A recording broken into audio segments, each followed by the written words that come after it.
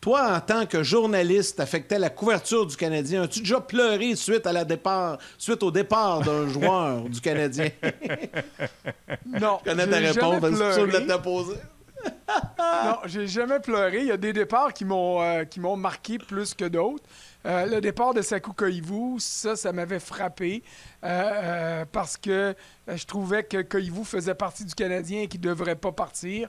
Mais il m'avait dit dans une entrevue, écoute, on est rendu là. C'est bon pour l'équipe, c'est bon pour moi. Mais ça avait laissé un vide, ça avait laissé un goût amer quand Koivu est parti. Mais non, des larmes, même des larmes de crocodile, c'est jamais arrivé. Non, c'est sûr que non. Et là, François, on rentre dans la saison préférée de bien du monde qui suivent le hockey. Regarde pas un match, mais les rumeurs de transactions, il y a des sites web qui vivent de ça, puis pourtant, il n'y en a presque pas de transactions. Alors, faisons le tour de ce qui se passe présentement, parce que c'est le 3 mars, ça va être un vendredi 3 mars, on est à un peu moins d'un mois de cette date limite. Écoute, tu as dit il y a des gens qui ne regardent pas les matchs puis ils parlent de transactions. Je te dirais qu'il y a des gens qui ne regardent pas les salaires et les masses salariales puis qui rêvent de transactions aussi. Et c'est ça qui rend les choses un peu difficiles aujourd'hui parce que tu te fais garrocher à droite puis à gauche des rumeurs de transactions ou des souhaits de transactions parce qu'il y en a beaucoup des souhaits qui deviennent des rumeurs après 3-4 viraillages sur les médias sociaux. Puis quand tu regardes la situation économique de telle ou telle équipe, quand tu regardes le contrat d'un joueur et que tu te rends compte que l'équipe pour laquelle il joue présentement n'est pas en mesure de conserver une partie de son salaire, bien, ça va être des souhaits, mais c'est irréalisable, ces souhaits-là. Alors, à partir d'aujourd'hui, comme je le fais toujours, je rappelle aux gens, souhaiter une transaction, souhaiter que le Canadien obtienne tel joueur, souhaiter que le Canadien se départisse de tel ou tel joueur et que ce joueur-là se retrouve dans telle ou telle équipe, tout ça, c'est bien beau. Mais il faut encore que ça soit possible et réalisable. Et ça, bien, ça va inévitablement en fonction des salaires et des masses salariales des équipes. Selon toi, François, à ce moment-ci, puis je sais que les gens, on s'attarde beaucoup aux Canadiens, puis c'est normal, parce qu'on sait que le Canadien est vendeur. Mais selon toi, là, aujourd'hui, le 7 février, là, il y a eu la transaction d'Horvat et tout ça, quels sont les principaux joueurs que tu penses qui vont bouger? Tu sais, as-tu un ou deux noms, peut-être même trois, qui te viennent en tête, peu importe l'équipe, puis tu dis, je suis pas mal sûr, puis avec ce que j'entends, puis je sais que tu parles au DG et tout ça, eux autres, là, d'après moi, là, ils vont partir. Oui, et je ne suis pas convaincu à 100% parce que il faut que l'offre et la demande soient là et que tout le monde soit content. Et il faut que les joueurs soient en santé. Alors, Ryan O'Reilly, je suis convaincu qu'il va partir des Blues de Saint-Louis s'il est en santé. Parce que s'il est en santé, il y a des clubs qui vont dire « OK, parfait, on veut procéder à cette transaction-là ». D'autant plus que Bo Horvat a déjà quitté. Alors, Ryan O'Reilly, qui était peut-être pas le plan A de différentes équipes, mais plusieurs clubs l'avaient peut-être comme plan B, mais là, deviennent soudainement plus intéressés à lui parce que Horvat est non seulement rendu avec les Islanders, mais il est là pour les 9 prochaines années. Celles qui se terminent, plus les 8 prochaines. Alors, ça, c'en est un. J'ai l'impression que Jonathan Toews va quitter les Blackhawks de Chicago, même si, à quelque part, ça n'a pas d'allure, tout ça. Mais Toews, comme Claude Giroux l'an dernier, c'est un joueur de centre qui peut encore amener de la profondeur, de l'expérience, et l'expérience peut servir en séries éliminatoires. C'est pas toujours flamboyant ce que des joueurs acquis par le biais de transactions apportent, mais l'expérience, là, c'est quelque chose d'important. C'est quelque chose qui fait la différence. Quand on regarde chez le Canadien au fil des dernières années, tu sais, il y a eu Eric Staal qui est arrivé et on disait, bof, ça donne pas grand-chose. Productivement, ça n'a pas donné grand-chose, sauf son but qu'il a marqué lors de son premier match. Mais la connaissance des séries éliminatoires, la connaissance de ce qu'il faut pour gagner, ça se transmet aux joueurs. Puis ça tombe pas du ciel. Alors, ce sont des alliés, des gars comme ça, très, très importants pour des entraîneurs.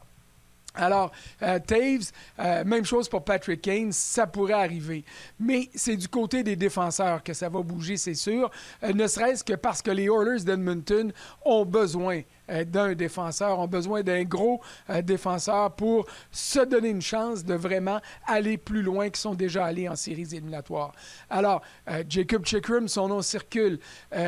Gavrisov du côté de Columbus, pour moi, est celui que c'est sûr qu'il va partir parce que c'est un joueur de location, parce que les demandes ne devraient pas être trop élevées pour lui et parce qu'il y a plusieurs clubs qui vont se dire c'est peut-être pas notre choix numéro 1, mais il y a plusieurs clubs pour qui ce serait le choix numéro 2 et ça va l'aider. Et j'ajouterai à ça le nom de Joel Edmondson du Canadien, en autant que son dos tienne le coup jusqu'au 3 mars. Si c'est le cas, c'est un gars qui ne sera plus avec le Canadien le 3 mars au soir, lorsque le Tricolore va jouer son premier match après que le couperet soit tombé sur la période de transaction. Le cas d'Edmondson vient un cas épineux parce que si une équipe voudrait payer moins cher en raison de ses problèmes de dos ou l'annonce garantie que son dos va tenir, le Canadien dans la chaise va dire sais-tu quoi, moi il me reste un an avec, son leadership va garder un an de plus. Si t'es pour excusez-moi le terme, me lowballer en raison de sa santé. Là, t'sais. Ça, je suis d'accord avec toi, mais j'ai parlé à différentes personnes, puis là, ces gens-là me disent le dos d'Edmondson sera peut-être pas en meilleure forme l'an prochain. Alors, le pari du Canadien, c'est de se dire, est-ce qu'un tient cette année, même si c'est peu, vaut mieux que 2, je ne l'aurai pas l'an prochain? Parce que l'an prochain, si son dos ne tient pas, là, il n'y en aura plus de valeur du tout. Alors, s'il y a une demande pour Edmondson, le Canadien est peut-être, je dis peut-être, là, est peut-être mieux de se contenter d'un choix de deuxième ronde, mettons, alors qu'il espère encore avoir un choix de première ronde pour lui. Il est mieux de se contenter d'un choix de deuxième ronde que de ne rien avoir l'année prochaine si le dos d'Edmondson flanche une fois pour toutes.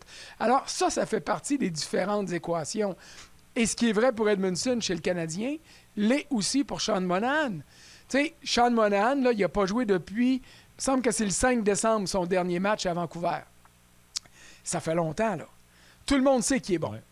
Hein, toutes les équipes savent, Sean Monahan, c'est exactement ça que je vais avoir. Mais est-ce que je vais avoir ce que j'attends? Est-ce qu'il est assez en santé et est-ce qu'il sera assez en forme pour m'aider? Alors, Monahan, c'en est un qui doit revenir au jeu pour permettre aux Canadiens de l'échanger.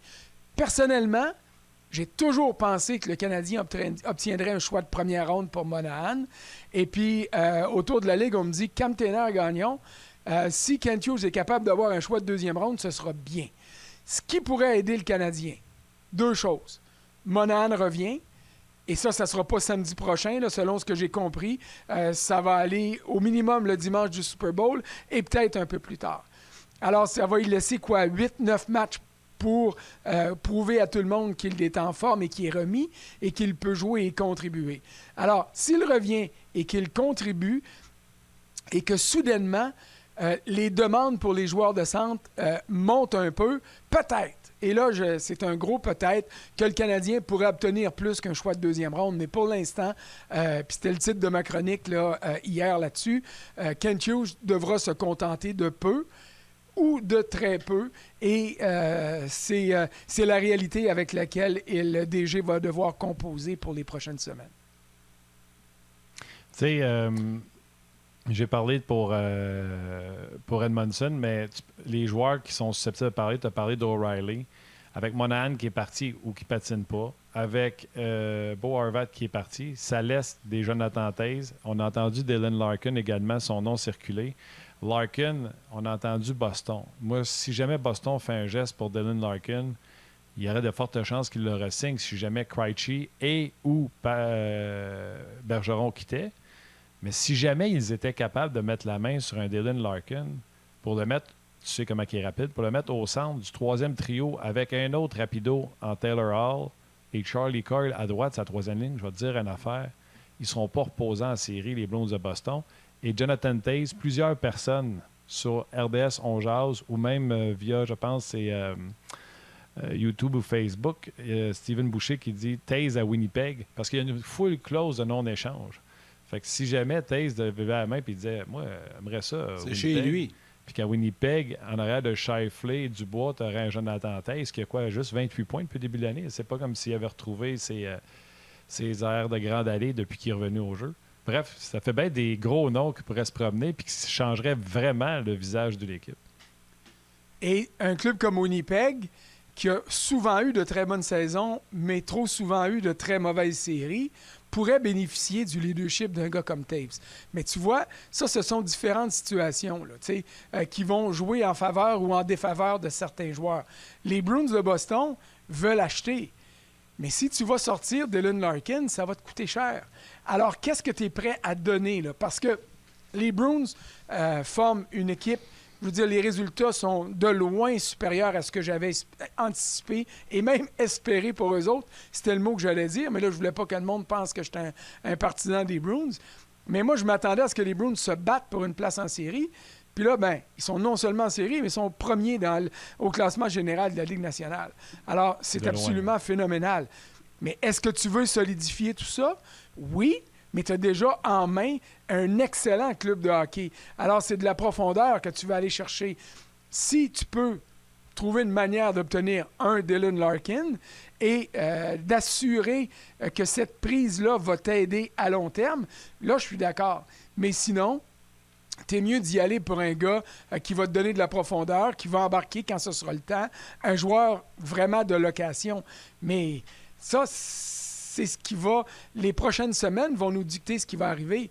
Si Krejci tombe parce qu'il est blessé, là, les demandes, les besoins des Bruins deviennent tellement grands qu'ils n'ont plus le choix d'être vraiment piqués là, par rapport à quelqu'un et de dire « Ah, tu le demandes trop cher, ah, tu le demandes trop cher. » Alors, inversement, s'il y a des besoins qui se créent ailleurs puis qu'il y a une surenchère qui monte, ce que tous les DG qui sont vendeurs, comme les Kent Hughes, eux espèrent qu'il y a différents clubs qui vont avoir des blessés, que le classement va être tellement serré qu'il y a du monde qui vont dire « Hey, j'ai pas le choix, il faut que je bouge et je vais être un peu plus généreux. » Alors, c'est ça, là, la balance dans les équations. C'est ça qu'il faut regarder quand on dit « Ah, ce gars-là, il vaut pas ça. » C'est sûr qu'il vaut pas ça, mais dans les circonstances, sa valeur va augmenter. Puis je reviens aux Canadiens, puis je vous lance deux noms comme ça. On les aime pas, ni un ni l'autre. Mike Hoffman, Evgeny Dadonov. Dadonov n'a pas marqué beaucoup dans les 10 derniers matchs, mais il a eu beaucoup d'occasions de marquer. Alors, comme joueur de profondeur, comme gars qui pourrait arriver si des besoins se font sentir dans une équipe, alors qu'il n'y a pas de contrat l'année prochaine, c'est un gars que le Canadien pourrait donner. Je le dis donner parce que le Canadien n'aura rien ou pas grand-chose en retour. Mike Hoffman, le fait que Caulfield ne soit pas là, il y en a déjà eu, mais il va, d'ici le 3 mars, obtenir énormément de temps de qualité en avantage numérique. Pourquoi? Parce que c'est son pain et son beurre. Son tir, marquer des buts en avantage numérique, c'est ça qui va faire que des clubs vont dire « Ouais, mais sais-tu quoi? Peut-être qu'on pourrait en avoir besoin sur notre deuxième vague et au cas où. » Mais lui, il y a une autre année de contrat. Ce qui veut dire que le Canadien ne peut pas demander beaucoup, mais simplement pour se débarrasser, et je le dis là candidement, se débarrasser de Mike Hoffman et de son contrat, bien, le Canadien pourrait dire « Merci, prenez-le, puis je ne demande pas grand-chose en retour, sauf des considérations futures. » Alors, vous voyez, là, c'est tout ça qui va jouer dans les différentes équations avant qu'on arrive à un résultat. OK, petit élément d'information. Je sais que c'est à toi, Yann, là, mais je voulais juste faire une petite blaguette. Imagine le fax qui rentre. Mike Hoffman disponible, on veut rien en retour. Puis on est prêt à garder une partie du contrat. En plus. Imagine. Vas-y, hein.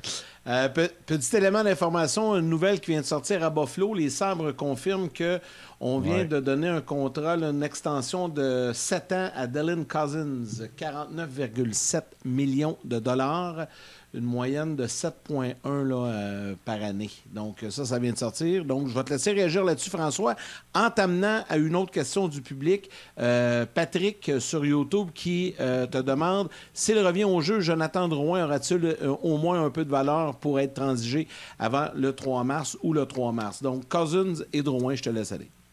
François, je vais si commencer tu veux, avec Drouin parce que j'ai posé la question et puis moi, j'étais convaincu que Drouin pourrait intéresser quelqu'un.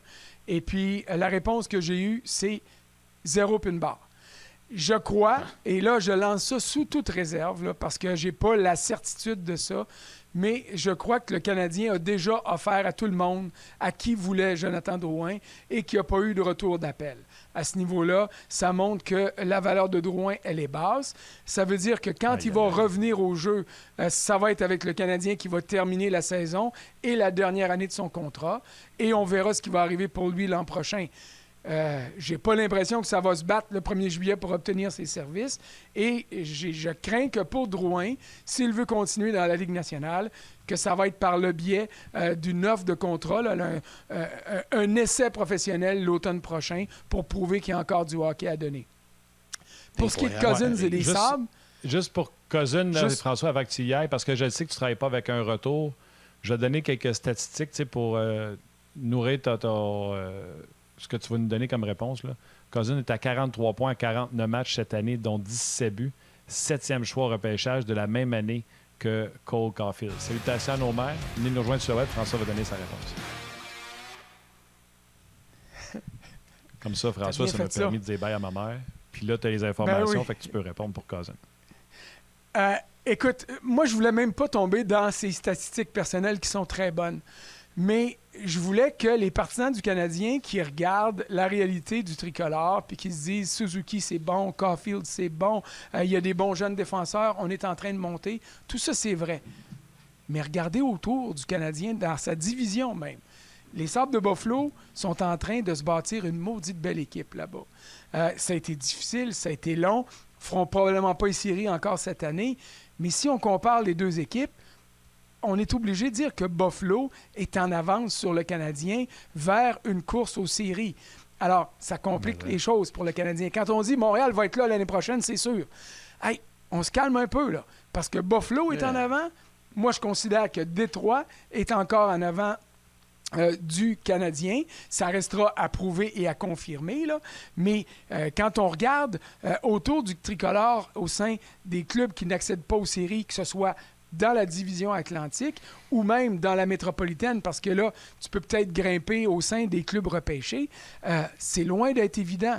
C'est pour ça que la reconstruction, puis que cette année, c'est une année de transition, mais l'an prochain, à ce temps ici, je suis prêt à vous gager une petite bouteille de coke en vitre. Là, il y en a une coupe en arrière de moi. Là. Je vous engage juste une, pas un pack de 6. Ça a trop de valeur sentimentale. Mais que le Canadien va être vendeur encore l'année prochaine, là, à ce temps ici. Alors, quand on demande aux gens d'être patients, c'est exactement ça que ça veut dire. Oui, puis les Sabres, là, quand tu dis qu'ils sont en avant, là, des Rasmus Dahlin puis des Owen Power, on n'en a pas. Il est bon Goulet, il est bon, ils sont tous bons, mais ces deux gars-là, ça a été des premiers choix au total. Et Dylan Cousin, là, je sais que les fans de Cole Caulfield vont me tirer des affaires par la tête. Moi, un gars qui a une game complète comme Dylan Cousin, qui est près d'1 point par match, au même âge, ça me parle plus. Fait que si Cole Caulfield, on le signe à 7.1, je vais être très content. J'espère que ça ne dépassera pas ça. Bien, écoute, ça devient une base de comparaison pour lui, mais disons que ce contrat-là fait peut-être plus l'affaire aujourd'hui à Kent Hughes qu'à Pat Brisson et Cole Caulfield. Parce que ça peut servir de base de comparaison. Tu parles d'un joueur plus complet en Cousins, je suis d'accord avec toi. La touche de marqueur et le côté spectaculaire de Caulfield est peut-être plus élevé et sa valeur dans le marché de Montréal l'est peut-être autant. Mais moi, je continue à dire que du côté de Suzuki, pas de Suzuki, mais de Caulfield, contrairement à Suzuki, c'est pas le montant qui compte, c'est la durée du contrat. Et plus le contrat va être long, mieux ce sera pour le Canadien. Plus le contrat sera court et permettra à Caulfield, de repasser à la banque plus rapidement, plus c'est le jeune joueur qui va être avantagé dans cette équation-là.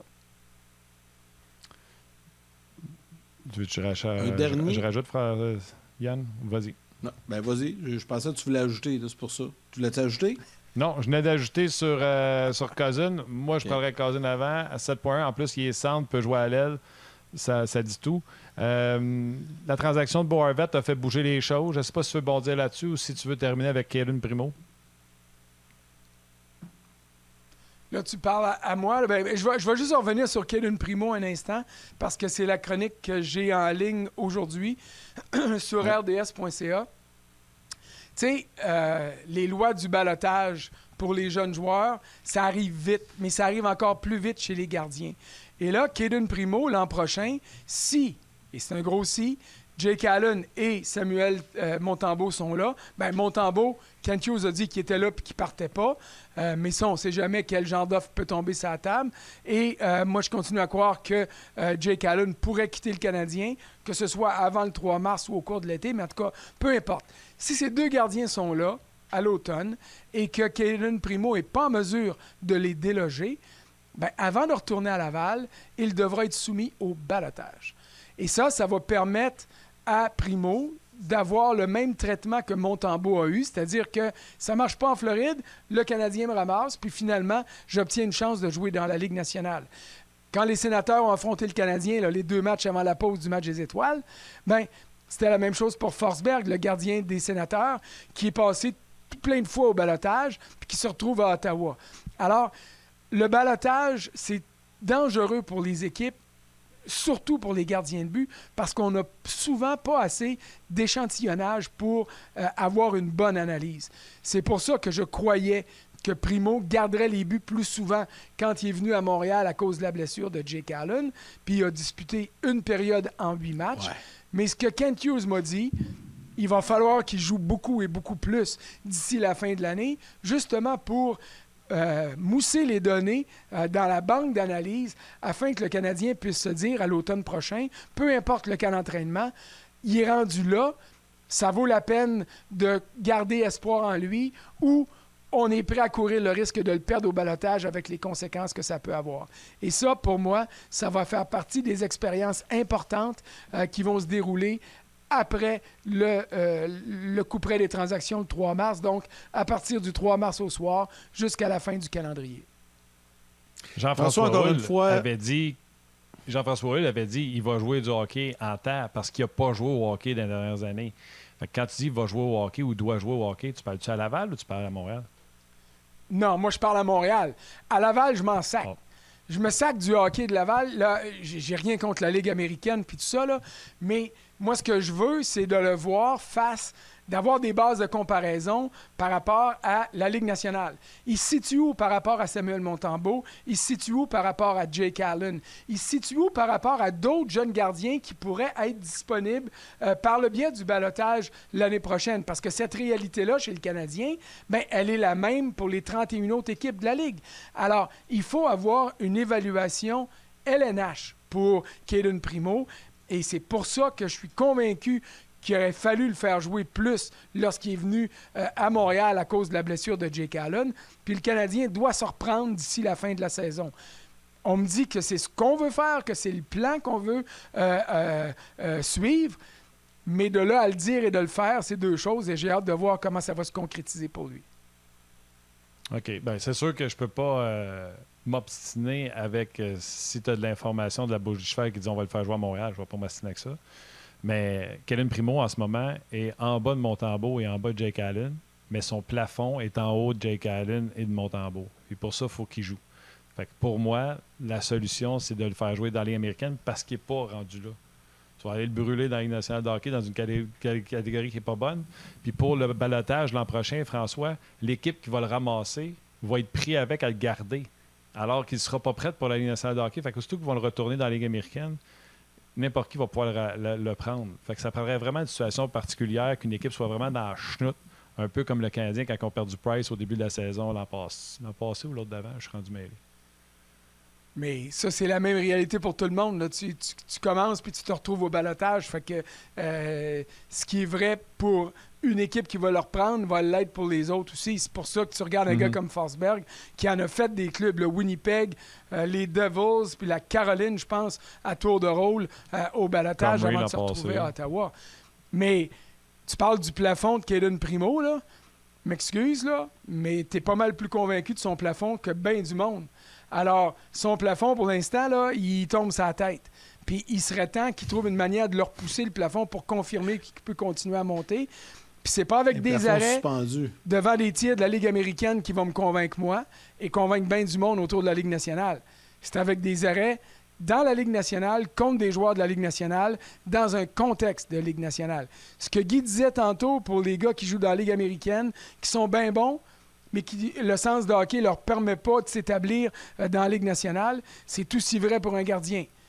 Aussi bon sois-tu dans la Ligue américaine, et c'est pas le cas de Primo, puis c'est pas juste de sa faute, là. La pandémie l'a privé de, je sais pas moi, une centaine de parties d'expérience, mais il va falloir qu'il le prouve dans la Ligue nationale.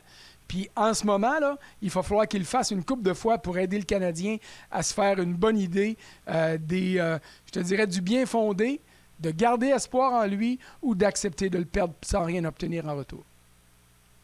Un gros merci, François. On se retrouve avec grand bonheur la semaine prochaine.